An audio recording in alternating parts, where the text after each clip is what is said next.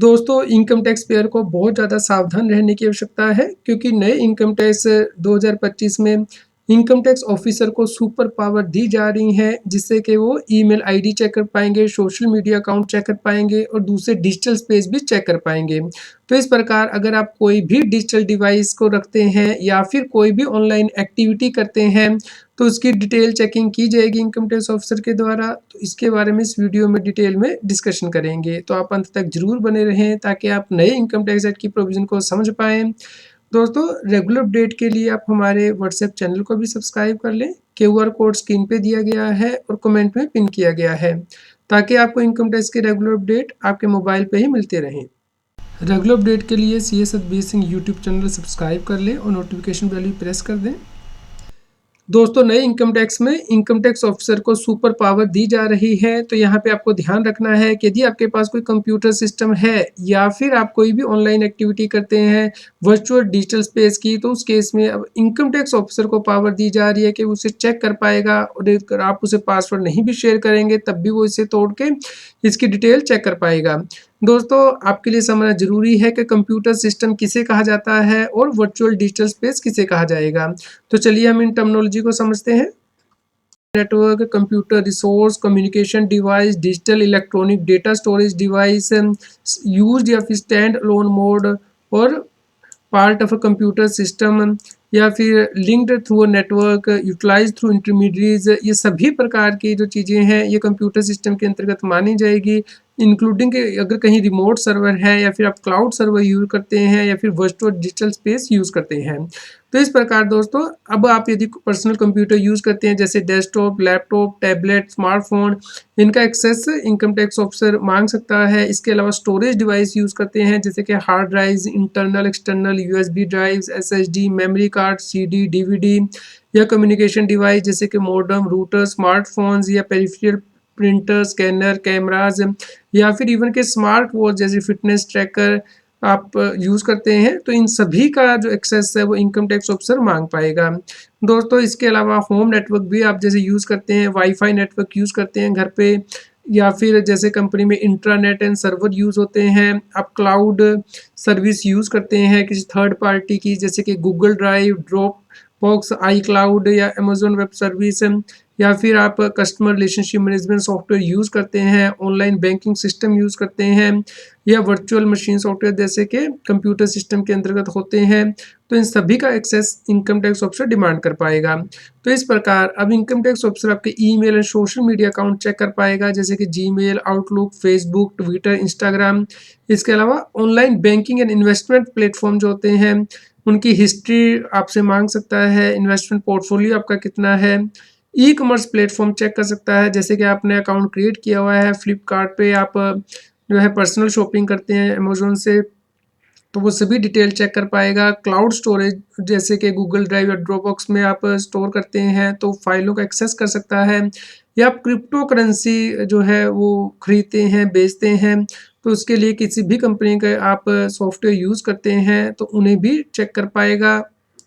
तो इस प्रकार दोस्तों, अब आपको ये सभी कंप्यूटर सिस्टम का जो डेटा है वो संभाल के रखना है या जो रिकॉर्ड है वो रखना होगा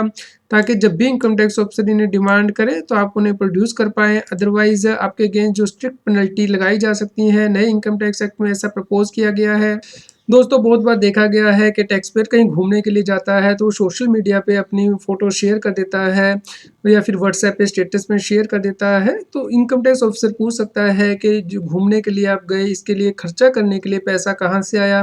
मान लीजिए आपके बैंक में से तो कोई कैश निकला नहीं है तो फिर ये घूमने का खर्चा कहाँ से आया, तो इस प्रकार ये अनएक्सप्लेन्ड एक्सपेंसेस माना जा सकता है और उसके ऊपर हाई टैक्स लगाया जा सकता है। तो यहाँ पे इसी डिटेल को चेक करने के लिए इनकम टैक्स ऑफिसर को पावर दी गई है कि वो सोशल मीडिया अकाउंट को भी चेक कर पाए, क्योंकि देखा गया है कि टैक्स पेयर सही इन्फॉर्मेशन नहीं देता है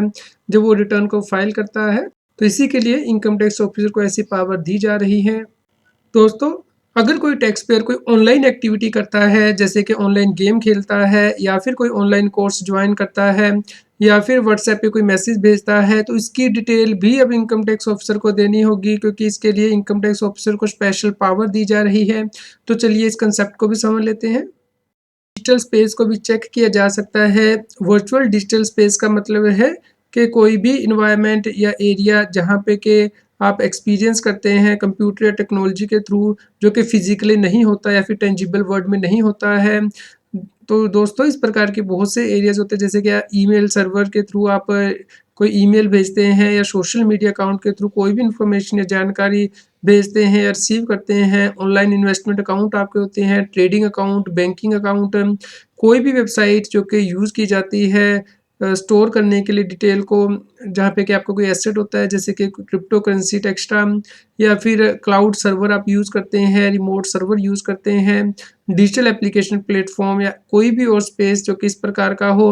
तो इस प्रकार बहुत बड़ी डेफिनेशन है ये वर्चुअल डिजिटल स्पेस की, जिसके अंतर्गत की ऑलमोस्ट सभी चीज़ें आ जाती हैं। जैसे कि आपके ईमेल्स आ जाते हैं, social media account, Twitter, Instagram, LinkedIn, TikTok, Snapchat आ जाएँगे,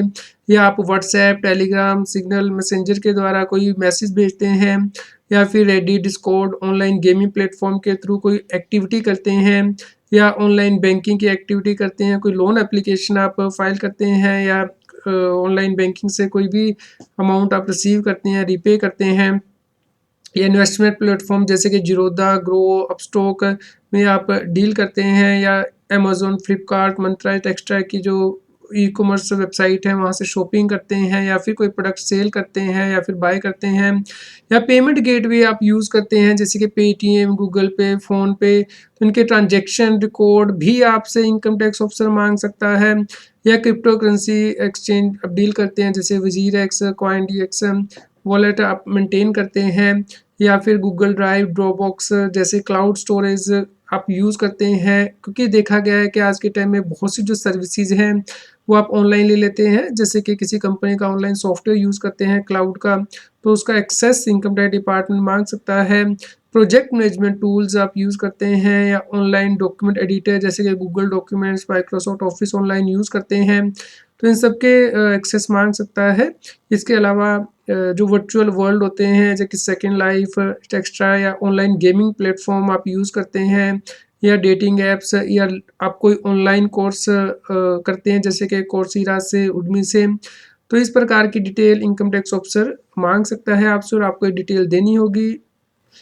तो दोस्तों नए इनकम टैक्स एक्ट में इनकम टैक्स ऑफिसर को ये पावर दी जा रही है कि यदि वो कहीं पे सर्च सीजर करता है या फिर सर्वे करता है, तो उस केस में कंप्यूटर सिस्टम और वर्चुअल डिजिटल स्पेस की जो एक्सेस है वो मांग सकता है। नॉर्मली ये पासवर्ड प्रोटेक्टर रहते हैं, तो इस केस में आपसे पासवर्ड डिमांड किया जाएगा, लेकिन अगर कोई व्यक्ति पासवर्ड नहीं देगा तो उस केस में इसे ब्रेक किया जा सकता है, क्योंकि इनकम टैक्स ऑफिसर के पास एक स्पेशल टीम होती है जो कि इन पासवर्ड को ब्रेक कर देती है, या फिर थर्ड पार्टी से भी इन्फॉर्मेशन मांगी जा सकती है इनकम टैक्स डिपार्टमेंट के द्वारा। तो दोस्तों जब ये इन्फॉर्मेशन कलेक्ट कर ली जाएगी तो उस वक्त ये माना जाएगा कि ये इन्फॉर्मेशन आप ही से बिलोंग करती है, यानी कि जो भी उसमें डेटा है वो आपका ही है, और इसके अकॉर्डिंग इनकम टैक्स ऑफिसर कार्रवाई कर सकता है। दोस्तों वैसे व्यक्तियों को भी बहुत ज़्यादा सावधान रहने की आवश्यकता है जिनके पास के कंप्यूटर सिस्टम होते हैं या वर्चुअल डिजिटल स्पेस होता है, खास करके अकाउंटेंट्स हैं, क्योंकि इनसे भी ओथ के ऊपर स्टेटमेंट ली जा सकती है इनकम टैक्स ऑफिसर के द्वारा, और इसे यूज़ किया जा सकता है टैक्स पेयर के अगेंस्ट। चलिए हम इसे एग्जांपल के साथ समझ लेते हैं। मान लीजिए किसी व्यक्ति के यहाँ सर्च एंड सीजर कंडक्ट की जाती है। मान लीजिए मिस्टर राज के यहाँ पे जो कि सॉफ्टवेयर डेवलपर है, और वो side by side crypto currency में भी ट्रेडिंग करता है, और वहाँ पे सर्च कंडक्ट की जाती है, रेड की जाती है इनकम टैक्स डिपार्टमेंट के द्वारा। सर्च के दौरान मिस्टर राज की रेजिडेंस पे उनके ब्रदर जो है, मिस्टर राज के ब्रदर मिस्टर विक्रम, वो भी प्रेजेंट रहते हैं। तो यहाँ पे दोनों को ही एग्जामिन किया जा सकता है इनकम टैक्स ऑफिसर के द्वारा ओथ पे, और उनकी स्टेटमेंट रिकॉर्ड की जा सकती है। जैसे कि राज के से पूछा जा सकता है कि उन्होंने कौन सी ड्राइव में ये डॉक्यूमेंट मेंटेन किए हैं क्रिप्टो करेंसी ट्रेडिंग से रिलेटेड। इसके अलावा मिस्टर राज के पास और कौन सी सोर्स ऑफ इनकम है, आउट ऑफ इंडिया उन्होंने कौन सी इन्वेस्टमेंट की है। जो ड्राइव को एक्सेस करने के लिए एक्सेस कोड मांगा जा सकता है, इसे तोड़ा भी जा सकता है। इसके अलावा जो मिस्टर विक्रम है जो कि वहाँ पे प्रेजेंट था उस वक्त जब सर्च कंडक्ट की जा रही है, तो उससे भी क्वेश्चन पूछे जा सकते हैं कि क्या उन्हें भी अपने भाई की फाइनेंशियल एक्टिविटी के बारे में कुछ पता है, क्या वो उनसे भी इससे रिलेटेड इन्फॉर्मेशन शेयर करता है। तो दोस्तों यहाँ पे मिस्टर राज और मिस्टर विक्रम के द्वारा जो भी स्टेटमेंट दी जाएगी उन्हें रिकॉर्ड किया जाएगा, और इसे कोर्ट में यूज़ भी किया जा सकता है। तो बाद में मिस्टर राज जो है कोर्ट में मुकर नहीं सकता है कि उसने ये स्टेटमेंट नहीं दी है, इन स्टेटमेंट को उसके अगेंस्ट यूज़ किया जा सकता है। दोस्तों, नए इनकम टैक्स एक्ट में जो इनकम टैक्स ऑफिसर को स्पेशल पावर दी जा रही हैं, इससे टैक्स पेयर में बहुत ज़्यादा चिंता है, क्योंकि उन्हें लगता है कि इससे उनकी प्राइवेसी जो है वो वायलेट होगी और इस केस में इनकम टैक्स ऑफिसर उनके पर्सनल डेटा को अननेसेसरी बेवजह स्क्रूटनाइज़ कर सकता है और उनकी मेंटल हरासमेंट की जा सकती है। इसलिए यहाँ पे सेफगार्ड का होना ज़रूरी है। तो हम उम्मीद करते हैं कि जैसे ही नया इनकम टैक्स पार्लियामेंट में दोबारा से इंट्रोड्यूस किया जाएगा, तो इसमें कुछ सेफगार्ड लगाए जाएँगे ताकि हर व्यक्ति के ऊपर अननेसेसरी तरीके से मेंटल हरासमेंट ना की जाए इनकम टैक्स ऑफिसर के द्वारा। तो दोस्तों, यहाँ पे आपके लिए सीखने की आवश्यकता है कि अभी से आप अपने कंप्यूटर सिस्टम को और अपने ऑनलाइन एक्टिविटी को मैनेज करना शुरू कर दीजिए, उसके रिकॉर्ड रखना शुरू कर दीजिए, क्योंकि बाद में इनकम टैक्स ऑफिसर के द्वारा जब एक्सेस मांगा जाएगा तो उस वक्त आपको कोई प्रॉब्लम ना हो। तो इसलिए आप अभी से अपनी एक्टिविटीज़ को मैनेज करें। यदि आपका कोई क्वेश्चन हो तो आप हमें कमेंट करके ज़रूर बताएं। टैक्स 2025 में जो एक्सेस दी गई है इनकम टैक्स ऑफिसर को, पावर प्रपोज की गई हैं, उसके ऊपर आप कंप्लीट आर्टिकल हमारी वेबसाइट taxil.com पे देख सकते हैं, जिसका लिंक के मैंने नीचे कमेंट में पिन कर दिया है, ताकि आप यहाँ से जाके नोट बना सकें और इसे रेफर कर सकें। दोस्तों, आप इस वीडियो को अधिक से अधिक लोगों तक शेयर करें, ताकि उन तक भी जानकारी पहुँच पाए और वो नई इनकम टैक्स के अकॉर्डिंग अभी से अपनी तैयारी जो है वो करनी शुरू कर दें, ताकि उन्हें बाद में कोई प्रॉब्लम ना हो। इनकम टैक्स की और अधिक जानकारी के लिए आप CS एडवाइसिंग यूट्यूब चैनल पे जाके प्लेलिस्ट में जाके टॉपिक वाइज प्लेलिस्ट देख सकते हैं कि इनकम टैक्स में कौन से नए बदलाव हो रहे हैं, जैसे कि इनकम टैक्स अपडेट के अंतर्गत या फिर डायरेक्ट टैक्स कोड के अंतर्गत। रेगुलर टैक्स अपडेट के लिए इस चैनल को सब्सक्राइब करें। आप हमें टेलीग्राम ऐप CS एडवाइसिंग टैक्सिल पे ज्वाइन कर सकते हैं, ताकि आप GST और इनकम टैक्स के रेगुलर अपडेट अपने मोबाइल पर ही प्राप्त कर सकें।